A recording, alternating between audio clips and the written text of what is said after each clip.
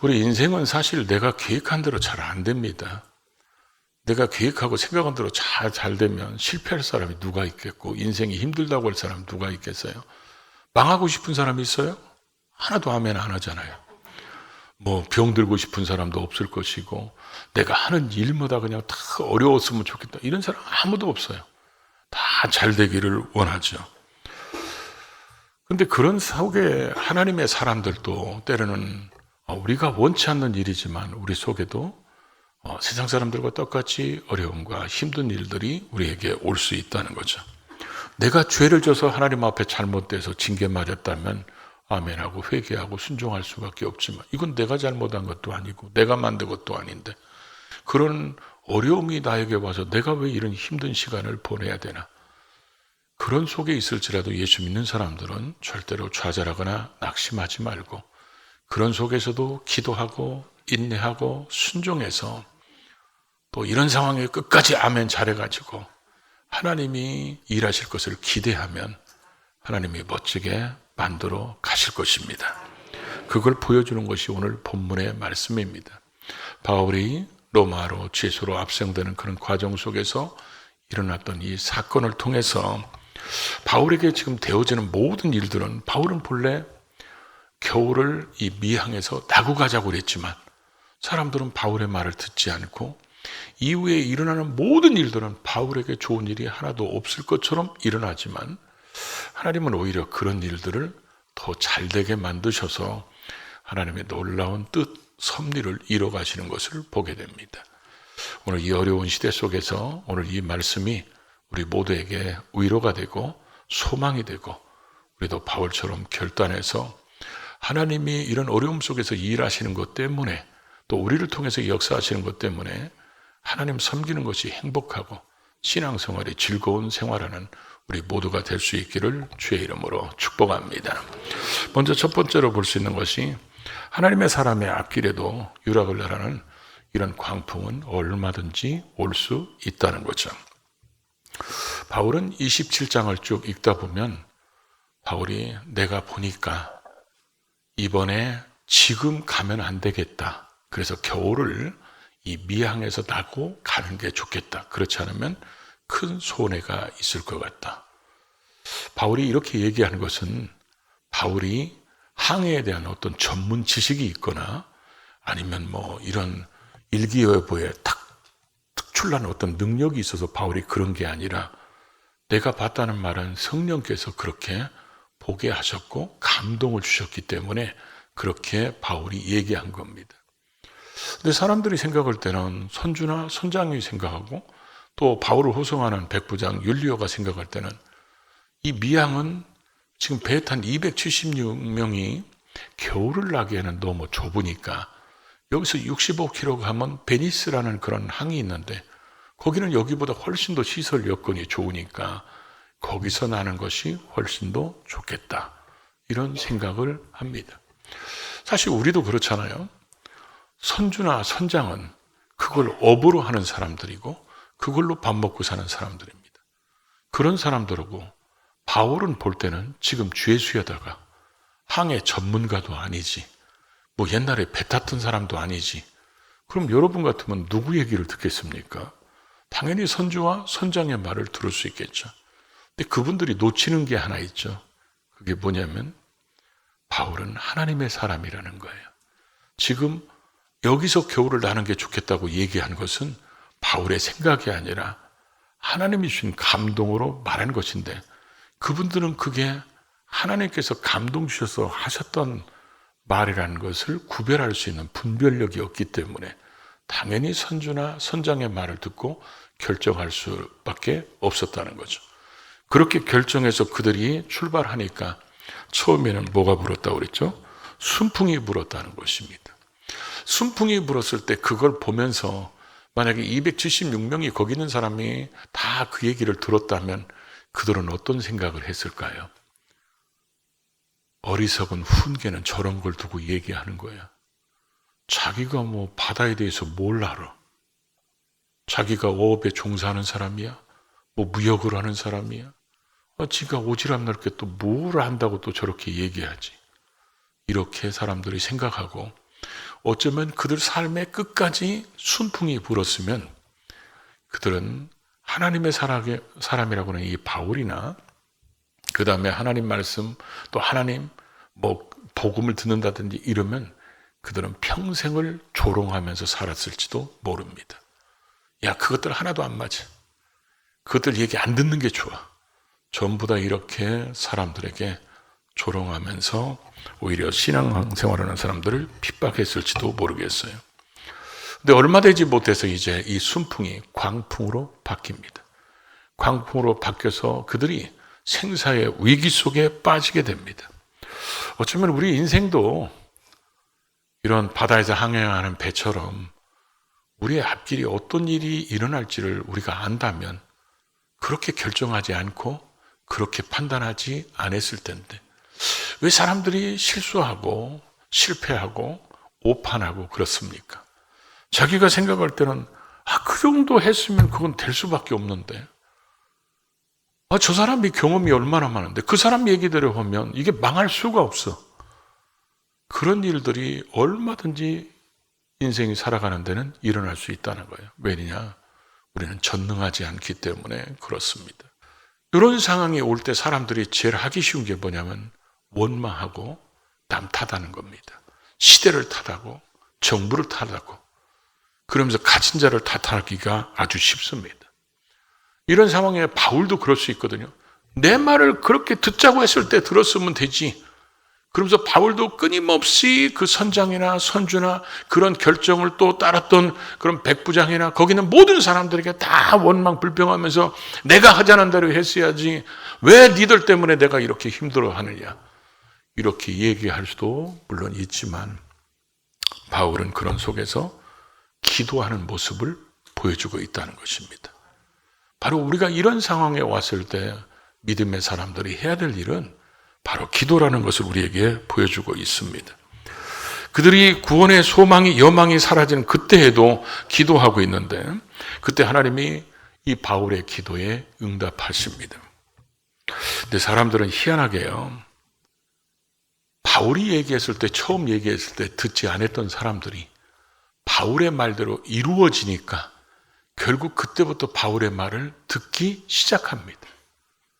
우리가 사람들이 내 생각으로 되면요 절대로 하나님 말씀 잘 안 들으려고 그럽니다. 내가 계획한 대로 내가 경험을 쌓아온 대로 그대로 다 잘 풀리면요 하나님 말씀에 귀 기울이지 않습니다. 근데 내가 계획했던 것 생각했던 것들이 실패를 찾아오면 그때부터 하나님의 음성에 귀를 기울이시고 그때부터 하나님의 음성이 우리한테 들리기 시작한다는 것입니다. 이럴 때가 하나님의 사람들이 믿음 없던 사람들이 믿음이 다시 생길 수 있는 기회가 되고 또 언제나 그의 인생의 삶의 중심이 재물이고 세상이고 세상 것이었던 사람들이 하나님 의존적인 신앙으로 완전히 바뀔 수 있는 기회가 바로 이런 때고 이런 때가 또 하나는 누가 돌아오냐? 돌탕이 돌아오는 시기입니다. 돌아올 탕자들. 탕자가 흉년 때문에 결국 자기가 자기 집에 돌아가야 되겠다. 그걸 깨달았던 것처럼 이런 것 때문에 돌탕들이 돌아올 때라는 것을 알게 되고 믿는다고 하면서도 항상 모든 결정권은 자기에게 가지고 있던 사람들이 이런 실패를 경험하면서 이제는 주께서 말씀하시지 않으면 안 움직여야 되겠다. 언제나 주님 말씀 중심으로 돌아가는 모습도 보게 된다는 거죠. 그래서 바울이 이런 상황 속에서 기도하고 하나님의 응답을 그들에게 얘기합니다. 배는 파손될 것이며 아무도 죽지 않을 것이다. 그러면서 하나님이 바울에게 이렇게 말씀합니다. 너는 가이사 앞에 서야 된다. 그 얘기는 뭐예요? 너가 가이사 앞에 서야 되는 사명 때문에 너는 죽을 수 없다는 거예요. 그래서 우리가 사명 있는 자는 결코 죽지 않는다는 말이 이래서 하는 겁니다. 그러면서 그들에게 먹을 걸 주는데 그러면 그때 풍랑이 좀 그쳤으면 얼마나 좋을까요? 풍랑은 계속됩니다. 그러면 또 사람들이 어떤 생각이 들을까요? 의심하겠죠. 아니 분명히 바울 말대로 된다면 저거 빨리 돼야 되는데 그러면서 또 풍랑이 계속되고 결국 나중에는 배가 깨지면서 한 섬에 이르게 됩니다. 오늘 그래서 28장 1절에 보면 이렇게 기록되어 있습니다. 우리가 구조된 후에 한즉 그 섬은 멜리데더라. 이 멜리데라는 섬이 지금은 몰타라고 그러죠. 몰타 공화국. 우리가 지도를 보면, 이탈리아 지도를 보면 장화같이 생겼잖아요. 그 밑에 보면 시칠리아 섬이 있고 그 밑에 이제 몰타가 있는데, 이 몰타가 우리나라로 치면 강화도만한 그런 섬입니다.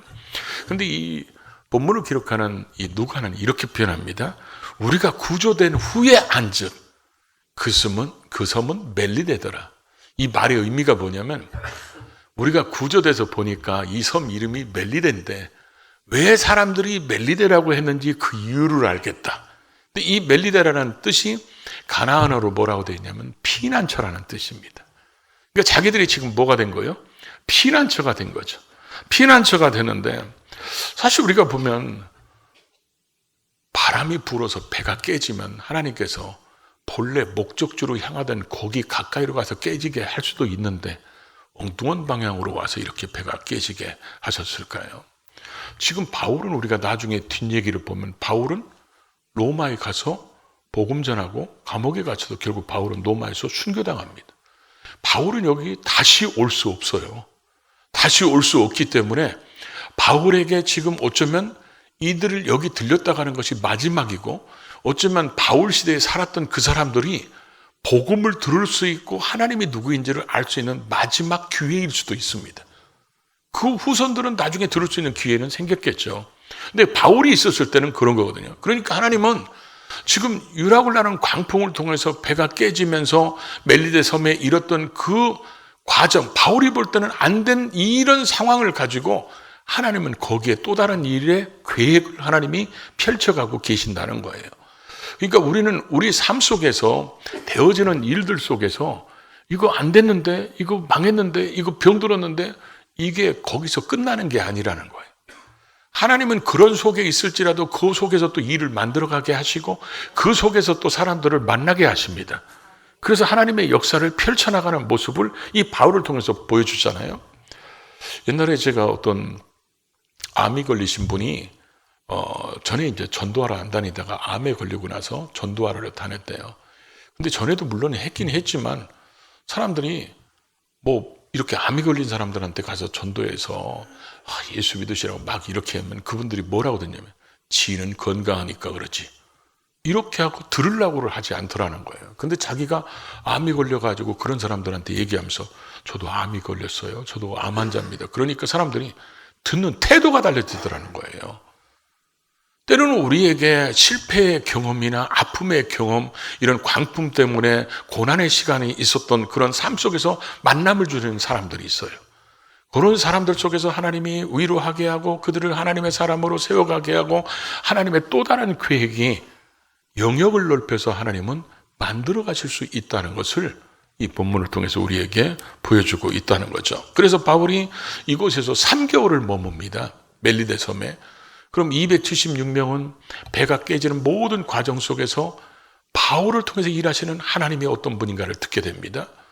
그런데 이 멜리데 섬에 있는 사람들은 나중에 바울을 통해서 또 이제 독사의 물림으로 또 깨닫게 되면서 3개월을 머무면서 멜리데 섬 원주민들 276명의 이 배 탄 사람들 3개월 동안 바울이 뭐 했겠어요? 제가 볼 때는 세가족 공부가 여기서 시작되지 않았을까 이런 생각이 들어요. 하나님은 누구십니까? 예수님은 누구십니까? 왜 우리는 구원을 받아야 됩니까? 이런 일들이 여기에서 일어났을 것 같아요. 그러니까 하나님께서는 이런 과정을 통해서 하나님의 놀라운 계획들을 펼쳐가고 계시다는 거죠.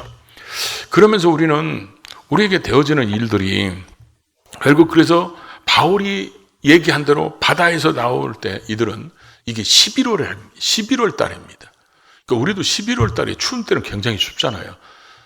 11월 바다에 빠졌고 그리고 수영해서 나오는데 이게 이른 아침입니다. 그리고 비가 옵니다. 이렇게 사람이 오래 있으면 저체온증으로 죽습니다. 그러다 보니까 원주민들이 그걸 보고 야, 저 사람들 나오자마자 다 죽게 생겼다. 그래서 자기들이 특별한 동정을 베풀었다고 그랬어요. 이 성경에 보니까. 그래서 아마 그들이 나오는 대로 모닥불을 피워놓고 거기에서 따뜻하게 다 원주민들이 아마 특별하게 긍휼을 베풀었던 것 같아요. 그런데 결국 바울이 그런 속에서 자기도 나와서 너무 추우니까 나무 하나 주워다가 모아가지고 그걸 불 위에다 놨더니 그 속에 있던 독사가 나와서 물어버립니다. 그럼 바울이 거기서 죽었으면 얼마나 또 웃기는 일입니까? 근데 지금까지 바울에 쭉 보면 미항에서 머물자고 해도 이 사람들이 안 들어가가지고 결국 미항에서 머물렀으면 이런 광풍 안 만나도 되는데 배가 안 깨져도 되고 그렇게 15일 동안 그렇게 햇빛 달빛도 안 보이는 그 광풍 속에서 헤맬 이유도 없고 그러고 나서 배가 깨져가지고 다 이렇게 수영해서 오면서 저체온 쪽으로 죽을 뻔하는 이런 위기 속에 있고 거기다 대고 또 불째다가 독사까지 물리고 좋은 일이 하나도 없는 것 같은데 하나님은 그걸 바울이 잘 되도록 하나님이 만들으셔서 놀랍게 일하시는 것을 보여주고 있습니다. 그래서 배 탄 사람들이 이제는 바울의 말을 듣게 됐잖아요. 그러고 나서 이제 원주민들은 바울이 누군지를 모릅니다. 하나님이 누군지도 몰라요. 그러다 보니까 하나님이 또 이들을 구원하시려고 어떤 일을 펼치십니까? 뱀에 물리게 만듭니다. 그 뱀이 독사가 원주민들이 볼 때는 독사잖아요. 그래서 원주민들이 뭐라고 얘기합니까? 저는 살인자로다. 바다에서 구조받았지만 공의가 그를 살지 못하게 한다. 그래서 바울이 뱀에 물리니까 떨어가지고 뱀이 불에 떨어졌다는 거예요. 왜 바울이 뱀을 불에 떨어졌게 했을까? 난 꼭 구워 먹었을 것 같아요. 여러분도 혹시 그런 거 안 했어요? 시골에서 뱀 이렇게 구워 먹고 이런 거? 또 나만 했구만요, 또. 근데 원주민들의 생각에는 이제는 바울이 그런 독사에 물렸기 때문에 바울이 금방 붙든지 아니면 금방 죽든지 할 거라고 생겼는데 그래서 기다렸는데 안 죽는 거예요. 여러분이 혹시 독사에 물린 사람 보셨어요? 독사에 물린 분? 제가 고등학교 때 제 옆에 있는 친구가 갑자기 노트를 딱 찢더니 선생님 저 급해요. 그러니까 선생님이 칠판에다 뭐 쓰다가 알았어 빨리 갔다 와. 그래갖고 갔는데 이놈이 안 오는 거야. 그러니까 선생님이 걔하고 제일 친한 놈이 누구냐? 그러니까 이제 걔를 불러가지고 빨리 오라고 그래. 장난치지 말고. 근데 요 놈이 가가지고 화장실 때문에 간 게 아니고 담배 피러 간 거야. 그래가지고 다른 사람은 다 수업하고 있는데 저는 화장실 옆에 저희 그때 고등학교가 산 중턱에다가 새로 진 건물이에요. 그래갖고 옆에 냇가가 조그맣게 흘렀는데 거기서 담배 피고 그랬었나 봐 얘가. 그래갖고 남들은 다 수업하고 있는데 저만 띵까띵까 하면서 거기 놀고 있는데 얘가 이제 친구가 가보니까 화장실 다 뒤져봐도 없어요. 이 자식 거기 있나? 그래갖고 거기를 가봤더니 독사 물려가지고 뻗어 있는 거야.